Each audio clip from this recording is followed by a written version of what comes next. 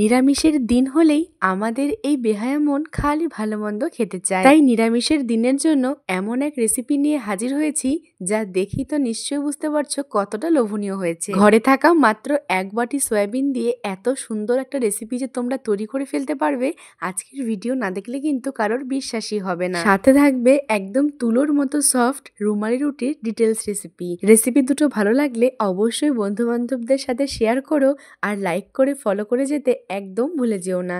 চলো রেসিপিটা শুরু করে ফেলি। প্রথমে আমি এখানে নিয়েছি সয়াবিন, এক বাটি মতো সয়াবিন নিয়ে গরম জলে খুব ভালো মতো সেদ্ধ করে নিয়েছি। তারপরে ঠান্ডা জলে চুবিয়ে রেখেছিলাম যাতে তাড়াতাড়ি ঠান্ডা হয়ে যায়। এবারে জলটাকে খুব ভালোভাবে নিংড়ে একটা মিক্সার গ্রাইন্ডার জারের মধ্যে নিয়ে নিচ্ছি। আমি একদম স্ক্র্যাচ থেকে দেখাচ্ছি জন্য রেসিপিটা হয়তো একটু বড় মনে হতে পারে, কিন্তু একবার ধৈর্য ধরে দেখলে তোমরা এত সুন্দর একটা রেসিপি শিখতে পারবে যে বলার মতো না। তো চলো, এখানে সয়াবিনটাকে আমার পেস্ট করা হয়ে গেছে। তাতে স্বাদ অনুযায়ী লবণ আর 1.5 চামচ মতো ময়দা দিয়েছিলাম প্রথমে, তারপরে আরও 1 চামচ মতো ময়দা দিয়ে খুব ভালো মতো মেখে নিচ্ছি। রুটি বা পরোটার জন্য আমরা যেরকম ডো মাখি ঠিক সেরকম সফট একটা ডো তৈরি করে নিচ্ছি। এবার সেখান থেকে মাঝারি সাইজের লেচি কেটে নেব। লেচিগুলোকে হাতের সাহায্যে গোল করে চাটুর ওপরে নিয়ে সামান্য একটু ময়দা ছিটিয়ে বেলে নেব। এই দেখো, কথা বলতে বলতে তোমাদেরকে বলাই হয়নি আজকে কি রেসিপি দেখাচ্ছি। আজ তোমাদের সাথে শেয়ার করছি আফগানি সোয়া চাপ, তার সাথে রুমালি রুটি। তবে সোয়া চাপটা দোকান থেকে না কিনে বাড়িতে কিভাবে খুব সিম্পল উপায়ে বানাবে এখন চলো সেটাই দেখে নিই। তো সয়াবিনের ওই লেচিটার থেকে খুব ভালো মতো পাতলা করে বেলে নিয়েছি। সেখান থেকে পিস পিস লম্বা লম্বা করে কেটে নিয়ে একটা চামচের মধ্যে খুব ভালো মতো এরকম করে জড়িয়ে নিচ্ছি। জড়ানোর সময় এটাই মাথায় রাখবে যে একটা স্ট্রিপের যেখানে শেষ হচ্ছে সেইখান থেকেই তো আরেকটা স্ট্রিপে শুরু হচ্ছে। তো এই দুটো জায়গাকে খুব ভালো মতো জোড়া লাগাতে, ব্যাস তাহলেই খুব ইজিলি তোমাদের এই জোড়া লাগানোটা হয়ে যাবে। এবার একদম ফুটন্ত গরম জলের মধ্যে এগুলোকে দিয়ে ওই 5 থেকে 7 মিনিট মতো আমি এখানে সেদ্ধ করে নিচ্ছি। কত সিম্পল উপায়ে সোয়া চাপগুলো তোমরা বাড়িতে বানিয়ে নিতে পারছো দেখে তো নিশ্চয়ই বুঝতে পারছো কতটা ইজি প্রসেস। তো দেখো, সেদ্ধ করা হয়ে গেছে। এবার এটাকে আমি ঠান্ডা জলের মধ্যে চুবিয়ে রাখছি। ওই 3 থেকে 4 মিনিট মতো ঠান্ডা জলে রাখার পরে একটা ছাঁকনির ওপরে আমি উঠিয়ে জলটাকে ঝরতে দেব।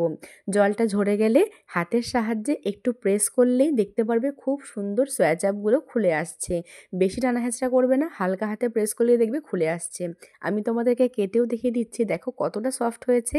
এবার এই সোয়া চাপগুলো দিয়ে কিভাবে বাড়িতেই মালাই সোয়া চাপ বানিয়ে নিতে পারবে চলো সেটাই দেখিয়ে নেই। প্রথমেই একটা মিক্সার গ্রাইন্ডার জারের মধ্যে আদা, কাঁচা লঙ্কা, সাথে ভাজা চিনেবাদাম আর সাদা তিল আমি অ্যাড করে খুব ভালো মতো বেটে নিচ্ছি। তবে তোমরা এই গ্রেভির মধ্যে চিনেবাদামের পরিবর্তে কাজু বাদাম আর সাদা তিলের পরিবর্তে চারমগজ অবশ্যই অ্যাড করতে পারো। এবার বাটা হয়ে গেলে কড়াইয়ে সামান্য তেলের মধ্যে দিয়ে দিচ্ছি গোটা গরম মশলা, শুকনো লঙ্কা ফোড়নে। ফোড়নটা চড়বড় করে উঠলে দিয়ে দিচ্ছি ওই বেটে রাখা মশলাটা। খুব ভালো মতো মশলা দিয়ে কষিয়ে নেব। যখন তেল ছাড়া ছাড়া হয়ে যাবে, ঠিক দেখতেই তো পারলে কীরকম পর্যায়ে আমি জলটা অ্যাড করছি, সেরকম পর্যায়ে জলটা অ্যাড করে একটু বেশি পরিমাণে ফ্রেশ ক্রিম দিয়ে খুব ভালো মতো মিলিয়ে নিয়ে একবার ফুটিয়ে নিচ্ছি।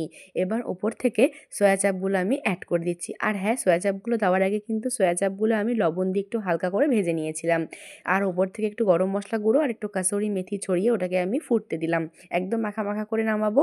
তবে একটু জলটা বেশি করেই দেবে, যে সোয়া চাপটাও সেদ্ধ হবে আর গ্রেভিটাও খুব ভালো হবে বেশিক্ষণ ফুটলে। এবার চলো রুমালি রুটির প্রিপারেশনে চলে যাই। প্রথমে আমি নিয়েছি এখানে ময়দা, 1 বাটি মতো ময়দাতে সামান্য একটু লবণ দিয়ে আর জলের সাহায্যে খুব ভালো মতো মেখে নিয়েছি। মাখা যখন হয়ে যাবে তখন তার মধ্যে আমি অ্যাড করে দিচ্ছি সাদা তেল। সাদা তেল দিয়ে খুব ভালো মতো আরও একবার মেখে নিচ্ছি। দেখো কতটা সফট আছে, দেখে তো নিশ্চয়ই বুঝতে পারছো। এবার একটু ময়দাটাকে রেস্টে রেখে দেবো। হাতে যদি তোমাদের 1-1.5 ঘন্টা থাকে তাহলে অবশ্যই 1-1.5 ঘন্টা রেস্টে দেবে। যদি 1-1.5 ঘন্টা না থাকে তাহলে কমসে কম 15 মিনিট থেকে 20 মিনিট ময়দাটাকে রেস্টে রেখে দেবে। রেস্টে রেখে দেওয়ার পরে ময়দাটা কতটা সফট হয়ে গেছে তাও তো নিশ্চয়ই দেখে বুঝতে পারছো। এবার ছোট ছোট লেচি কেটে নেব। সেখান থেকে একটা লেচিকে খুব ভালো মতো হাতের সাহায্যে গোল করে নিয়ে ময়দার সাহায্যে বেলে নেব। একটু পাতলা করেই কিন্তু বেলবে। রুমালি রুটি যেহেতু খুব পাতলা হয় তার জন্যই বলছি খুব পাতলা করে বেলবে প্রথম প্রসেসটাতে। দেখো কতটা পাতলা আছে। এবার এই রুটির উপরে আমি সামান্য একটু সাদা তেল আর একটু ময়দা ছিটিয়ে আরেকটা রুটি চাপা দিয়ে আরও ভালো মতো পাতলা করে বেলে নেব। তোমাদের কাছে যদি চাটুটা একটু বড় থাকে, মানে বেলুন চাকিটা যদি বড় থাকে, তাহলে তোমরা আরেকটু বড় পেড়া নিতে পারো, মানে আরেকটু বড় লেচি কাটতে পারো। আমার কাছে যেহেতু বেলনা চাকিটা ছোট আর আমার চাটুটাও ছোট, তার জন্য আমি একটু ছোট করেই বেললাম। দোকানের রুমালি রুটিগুলো কতটা বড় বড় হয় তাও তো নিশ্চয়ই দেখে তোমরা বুঝতে পারো। আর আমারগুলো ছোট হলে কি হবে, খেতে কিন্তু একদম দোকানের মতো হয়েছিল। তো দেখো এরকম জোড়া লাগিয়ে দুটো রুটিকে চাটুর উপরে বসিয়ে দিয়েছি। খুব ভালো মতো হাই হিটে 2 থেকে 3 বার উল্টালে পাল্টালে দেখতে পারবে এরকম রুটিগুলো খুলে আসছে। ব্যাস, রুটিগুলোকে নিয়ে আমি এখানে সাইড করে রাখছি, মানে ঢাকা চাপা দিয়ে রাখবো। আর ততক্ষণে দেখো মালাই চাপের গ্রেভিটাও কিন্তু খুব সুন্দরভাবে তেল ছেড়ে দিয়েছে। এবার আমি সার্ভ করে দেবো। দেখে যতটা মনে হচ্ছে ক্রিমি, খেতে কিন্তু দুর্দান্ত হয়েছিল। বাড়িতে নিরামিষের দিনগুলোতে এরকম রেসিপি থাকলে কিন্তু সবাই আঙ্গুল চেটে খাবে।